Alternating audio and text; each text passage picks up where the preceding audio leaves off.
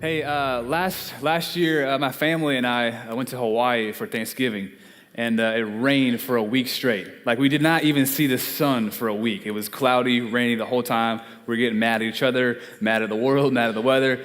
But on Sunday, we decided to go to church, and so we're like, hey, where should we go to church? In Oahu, where should we look at, so we're online looking up churches, and so we're like, hey, it resonates a church plant. We should go to a church plant on Sunday. So I'm Googling church plants online, and so we find this church, and so we go to church. It's in this mall, and then meet in a movie theater. So we're hanging out in the movie theater in the lobby, eating some really good food and drinking coffee, and so we make our way into the movie theater, and it's actually freezing cold. They have the AC on. It's raining outside, and then the AC on, and so they're handing out blankets in the movie theater during church, and so we sit there, have church, really average band. They sang really old songs. The preacher was this old white dude, surfer guy, really average sermon. So we kind of leave the church service and we're hanging out in the lobby. We're actually talking to the pastor afterwards, and we meet him and it was like, hey, you know what? Actually, my wife and I, we're church planters too.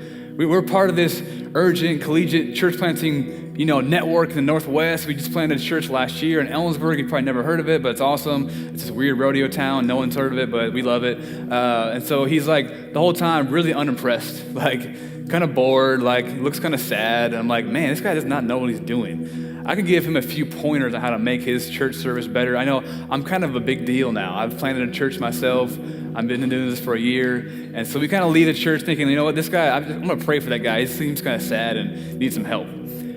And a few weeks ago, I'm sitting down in my living room reading a book called Movements That Changed the World. And I'm reading about the Moravians. I'm reading about Judson, reading about all these legends. And then the author started talking about this guy named Ralph Moore, who in 1972 had planted a church in Southern California with 12 people. And over the course of 15 years, this church grew to 3,000 people and eventually planted tons of churches. And then Ralph moved to Hawaii and planted a church in Hawaii. And then that church grew to about 1,600 people. And then just last year, so over the course of the last 30, 40 years, this church planting network had planted over 2,000 churches. And then just last year, Ralph Moore moves to Honolulu, plants a church in a movie theater in a mall. And all of a sudden, I'm reading the book, and I'm like, wait a second. It begins to click. I'm like, wait, no way. Was that the church? Was that the guy? Was that the church? That was, my mind in the moment was being blown. We walked into a movement and didn't even realize it. Like, yeah, it had just gotten started. It was just kind of held together by fragments of they're just trying to figure it out in the first year of church planting. But I did not realize that we had stepped foot into a movement and began reading more about Ralph Moore and the Hope Chapel movement and realized these guys have planted, over the last 40 years, these guys have planted churches, over 2,000 churches all across the world, over 200,000 people.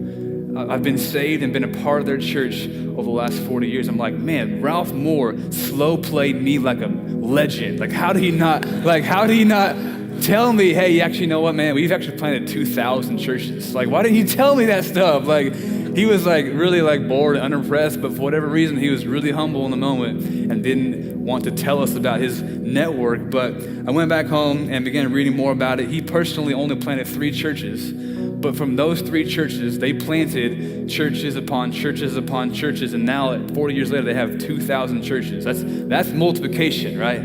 That's crazy. That's a multiplying movement. Movements are happening all around us. We don't even realize it, but they're happening all around us hundreds of years ago, as well as in our midst. Little did we know, we walked into a movement on a rainy Hawaiian vacation. Movements change people. And changed people change the world. The church, in its very essence, is a missionary movement with a mandate to carry on the ministry of Jesus in the power of the Spirit to take the good news of Christ to the world. And church history is not made by well-financed, well-resourced individuals or institutions. History is made by men and women of faith who have met with the living God.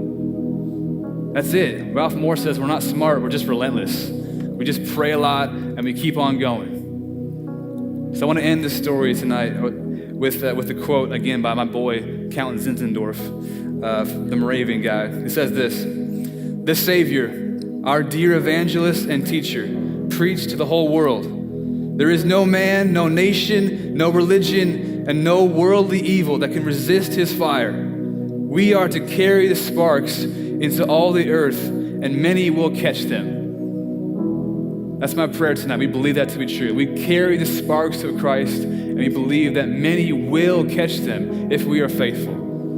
Are we faithful, church, to go into all the earth, into the urban centers, into college towns, into China and beyond? Are we faithful to carry the sparks? We believe in faith that God will bring those to salvation if we carry the sparks. God, tonight, would you move in our hearts?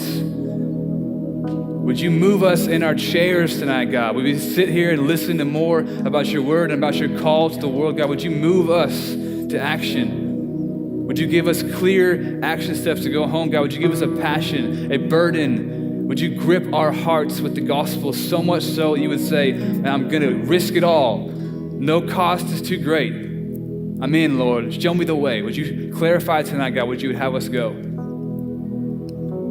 Pray this all in Christ's name. Amen.